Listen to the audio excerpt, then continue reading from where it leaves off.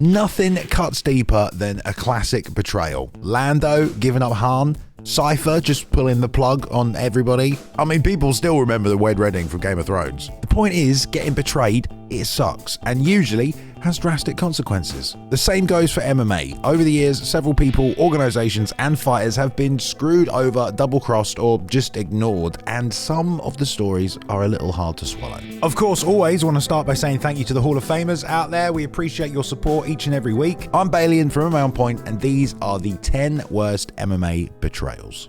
Number 10, Halle Berry's movie promises. Lots of people have tried to make MMA movies. Most of them are shit, or so shit that I love them. Hello, Never Back Down 2. Obviously, Warrior is one of the greatest movies of all time, let's go. But when Halle Berry said she was making an MMA movie, well, yeah, I mean, I just didn't buy it at all. Okay, yes, with a couple of dogs next to her, she was taking people out in John Wick 3, but an MMA movie? Okay, that's gonna be a tough sell. But she at least wanted to hire actual UFC fighters and offered roles to several notable fighters, including Kat Zingano, who ended up on the wrong side of a contract negotiation and suing Halle Berry. She'd met with Berry around July 2019, was offered a part in her film. Great news for the Alpha, but also supposedly she told Kat, hey, you probably shouldn't fight though, for insurance reasons. Zingano said that's cool and turned down her next UFC fight she was offered, and literally 1 month later, the UFC released her. Talk about bad advice. It was made even worse because Berry turned around and said, well, you know, if you're not in the UFC, then you're not going to be allowed in this movie. And then she just stopped communicating with Kat entirely. So Zingano sued her over it, but basically after 17 months, she dropped the case. Berry's team argued she was let go because of her poor performance and it had nothing to do with the movie. And either way, she definitely felt betrayed by the allure of Hollywood, and anyway, the film was fucking shit. Number 9, Artem suing Conor. The Russian Hammer has probably had one of the strangest careers in MMA. His pro record clearly not good enough for the UFC. He got himself a place in the tough season with Conor McGregor as a coach because the two had trained for years in Ireland. But the Hammer failed to get into the house and the competition, and then a wild card entry from Conor brought him back, and he TKO'd everyone that season. But the point is, without Conor, I very much doubt that any of that would have happened. And we can't forget the whole McGregor-Habib boss thing started because Conor was defending Artem. Which is why it was incredibly strange to hear in 2022 that Lobov's friendship with Conor was over and he was suing him over the Proper 12 whiskey brand. This was actually my idea. Irish whiskey is actually very, very notorious. During the Prohibition era, Ireland, would use Irish whiskey in order to purchase weapons from America. So what a better man than Conor McGregor to lead the Irish whiskey back to its stardom. I did my research. Once the deal was ready, I went to Conor and I said, Conor, I have the deal ready for you. Audi and the rest of the Paradigm team to my deal, introduced them to all the people that I was already working with, and as you can see, it was a massive success. Artem claimed he was instrumental and promised a 5% stake. Conor reportedly offered to settle, but Lobov declined it. So Conor offered me $1 million, but I turned it down. Maybe business is just business and Artem is going after what rightfully he thinks is his, but the fact that he made this a public dispute and is suing a friend he's had for many years, as well as turning down an offer from Conor, makes it seem like he's either hurt by Conor's actions or is just willing to turn on his friend for money. But then when you find out Lobov is also trying to sell his own book. The big, I suppose, selling point, if you want to call it that, of my book will be the Proper 12 whiskey story. The court dismissed Lobov's lawsuit and McGregor just kind of laughed in his face. I can call you a rat. Nah, nah, nah, nah, nah. So Lobov sued again, this time because Conor led a Twitter campaign against him. It was again thrown out by the courts, and I think their friendship is definitely over. Number 8, Brazilian fans leaving Glover. Retirements can be some of the most emotional moments for fans, but what happened to Glover Teixeira in his last UFC fight was a bit of a travesty. For a guy that had to work so hard to get back to another title shot after losing to John Jones, I mean, this guy had an incredible run as one of the oldest competitors to ever win a UFC title. Even though he looked dominant, it surely wouldn't last forever, and he lost the belt to Yuri Prochazka in an absolute war. But it quickly became vacant again, and when the UFC were going back to Brazil for the first time since the pandemic, they needed to book a title fight in the main event, and so Glover, in front of his home crowd, would get one more shot to win the belt. The fight, though, turned into a one-sided beating that somehow went all 25 minutes. But by the end of the contest, many of the Brazilian fans there to see Glover try and win the title were already filtering out of the arena. When Glover got on the mic to announce his retirement from the sport, more than half the audience had already left, everyone online noticed and immediately called out the disrespectful crowd who were literally abandoning one of their legends as he said goodbye. Number 7, Michael Bisping's manager. After Michael Bisping won the Ultimate Fighter, the UFC was on a mission to expand into the UK, and they did, and it was all going quite well, with Mike becoming one of the company's most promoted fighters. He was training out of a gym called Wolf Slayer Academy along the likes of Rampage Jackson and Czech Congo. As well as training there, Bisping's manager Anthony McGann was also in charge of the gym, and for a number of years he promised Bisping success and support, but after signing a management contract, Michael was about to have a whole bunch of new problems. They turned out to be an absolute bunch of utter scumbags, thieving, robbing. The cut from his UFC paycheck that Wolf Slayer was getting was quite substantial, and more than that, he started to feel like his earnings and purses were being mismanaged, even claiming that some of it was being withheld from him by his team. Bisping said the contract he signed was basically unfair and exploitative, and that they were breaching it by messing him around, so he filed a lawsuit against them. Publicly, he severed all ties, feeling betrayed, and the fallout was hard, but it also affected his relationship with Rampage Jackson. I liked it out there so much. I liked his team, so I joined the Wolf Slayer because of Bisping. Because Mike had left and fallen out with management, Rampage saw him as a traitor as well, and they fell out with each other, even though they ended up doing the same thing to Rampage. You tried to warn me too. He did. tried to fucking warn me. If I would listen to him, Can we leave this in the podcast? Ultimately, though, Bisping's lawsuit failed because of the contract, and in 2017 he was ordered to pay $400,000 to his former unpaid manager in commission. Number 6, Chuck Liddell and Matt Hughes get fired. The UFC clawed itself out of debt to financial success, and by 2016 the company was bigger than ever, and the Fertittas were ready to move on, selling to WME IMG for $4.2 billion in 2016. Problem is, when they took over, they made a lot of changes that hurt several long-standing UFC representatives, Chuck Liddell and Matt Hughes, along with many other people. But both these guys have been great champions for a company in a period where they literally were desperate to keep the UFC afloat. Now, because of that, when both guys retired, they were given big thank yous by the UFC in the position of cushy desk jobs. During the Zuffa era, those were my guys, and I told them both. I said, listen, unless I drop dead or, it comes to a position sometime where I'm not controlling how much money is being spent or all that stuff, you guys will get a paycheck until that day. And that day came. Chuck was made the Vice President of Business Development, and Hughes was the Vice President of Athlete Development and Government Relations. For two guys no longer fighting who loved and had given their lives to the UFC, they were very happy. I know Tommy Toehold has gotten the inside story, and Chuck thought that this was his retirement plan. He still loved the company. But WME IMG immediately fired both Hughes and Liddell from these positions when they took over, and they saw it as a big upheaval of trust. They were deemed non-essential, basically, as WME began cost-cutting and didn't see them as valuable. Both Chuck and Matt were very upset over how it had been handled. There had been very little communication, apparently, and they didn't really get a chance to even fight their corner. Number 5, TJ Dillashaw and Team Alpha Male.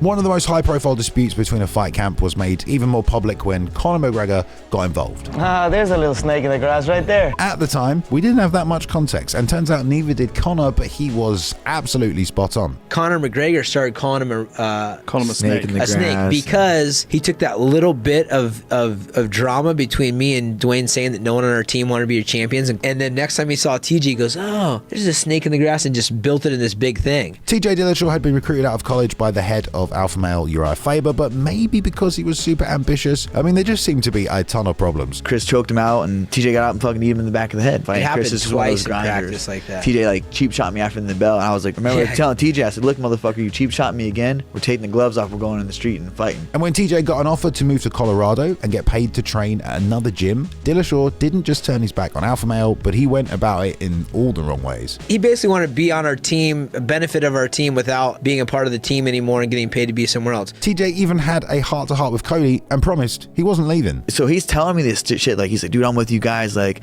I'm not leaving, fuck that, like I'm with you guys. Which kind of explains why Cody went after Conor in that situation as well on The Ultimate Fighter. But TJ, of course, had his own story. I feel like him bringing me on Ultimate Fighter was a trap, a way for him and Conor to bash on me for moving out to a different gym. Either way, most fans felt like TJ was betraying his team, even by simply not being more honest with them. Well, you know, TJ now has a snake as his logo. I know. Number 4, Colby turns on Masvidal. There's been a lot of teammates turn rivals, but I don't think any has gotten more bitter than Jorge Masvidal and Colby Covington. Y'all used to be boys! The relationship started when Jorge was already pro and Covington was just getting started in MMA. He came over to American Top Team. I was already part of the gym, and ATT was doing like a program like, you come stay with us. It worked pretty well. Masvidal could teach him striking, Colby wrestling, and they got so close Jorge even invited him to stay with him. So we got along pretty well, and I had this apartment that was right by the gym. So I was like, bro, you come crash on my couch a couple months, you know, get your shit right, get your hand right, get a couple scraps, and then fucking pay me back, you know. Like, I'm here helping him out. Wasn't even kicking nothing back then. But when everything went wrong, though, is when Masvidal decided to introduce Colby to a longtime coach and friend. I introduced him as well to my coach that I've been with since basically a fucking kid, you know. And my coach and him make a deal. They go, whatever you make, if it's $100 or $100,000, I want 5%. He finally fights for the title, makes some decent money, and guess what he does?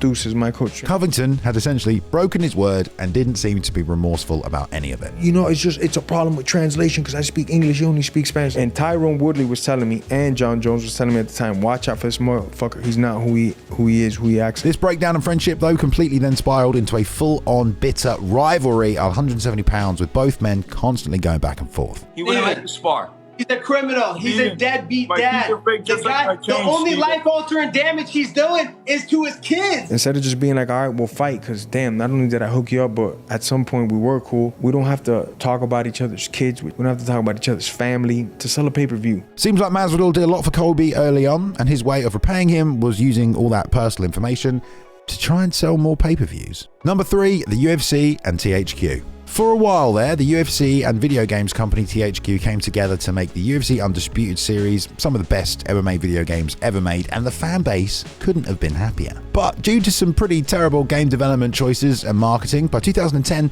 THQ had found themselves in a bit of financial trouble. The UFC franchise, along with many others, was sold off, and ultimately it was EA who came to the table with a $10 million offer that was accepted for the UFC gaming license. Now that number seems pretty low for a massive franchise, and THQ also felt like that as well, but they had been struggling so much financially, they had to take the offer. However, they felt like they were ultimately betrayed by the UFC themselves. THQ claimed that Dana White conspired with EA Sports to essentially devalue the THQ license, saying that EA was given insider information about the company's situation and that the UFC discouraged other potential buyers of the license wanting it to go to EA. Despite Dana White saying EA were terrible for the sport just a few years earlier, THQ alleged the UFC were willing to throw them under the bus to protect their franchise. And THQ sued over it. They argued that they could have gotten a much higher price for a franchise, something that was super important because the company was literally balancing on a knife edge. But EA and the UFC denied any wrongdoing, and 2 years later, THQ had collapsed entirely under the weight of its own bankruptcy, killing an industry titan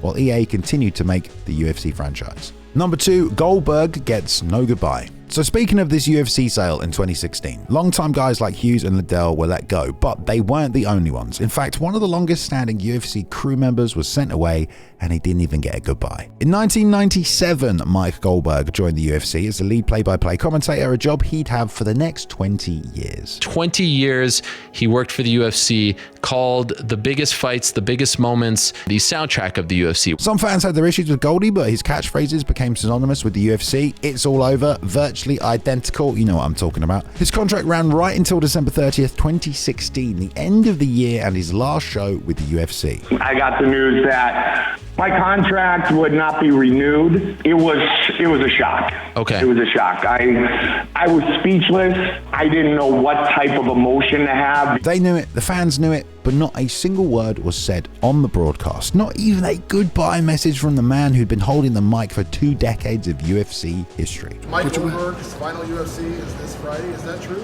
That is true. When these kind of things happen, I'd rather not talk about it. But I've had a plan for a couple of years now that I've been waiting for it to play out, and it's now playing out. So now the sport had changed in that time, and Goldberg's style was a bit dated. They wanted someone with a bit more professionalism, but all of that doesn't mean this man didn't deserve some kind of acknowledgement of his services. You know, the UFC was sold to WME. They have their own thoughts on what they want to do. Can't give the guy a sign off though.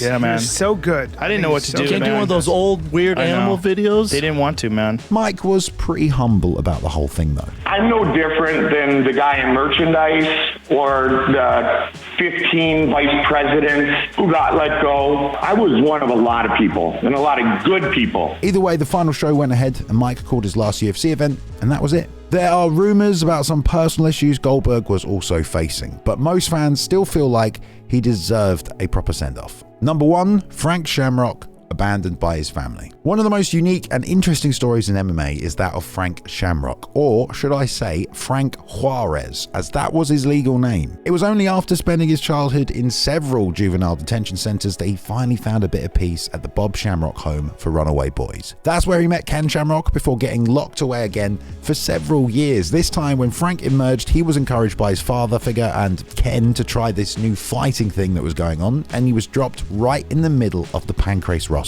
I mean, I was in prison 8 months before I fought Boss Rutan. I didn't even know what this sport was. I didn't know what was going on. I'd never seen it on TV. He somehow won his first fight against Boss Rutan, and when he returned to the US, Bob officially adopted him and Frank changed his name to Shamrock. The day I got back from Japan, Bob told me he was going to adopt me. I became Frank Shamrock.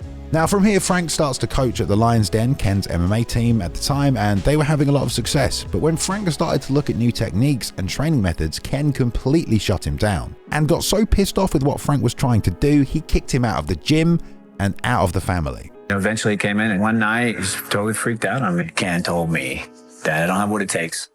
I'm not going to be a world champion. I'm never going to be a world champion. This betrayal went one step further though when Frank called his new father. I called my dad the next day and he goes, son, you have to get right with Ken. And you know, until you do that, we can't have a relationship. I felt he disrespected me, so I split from him and my father.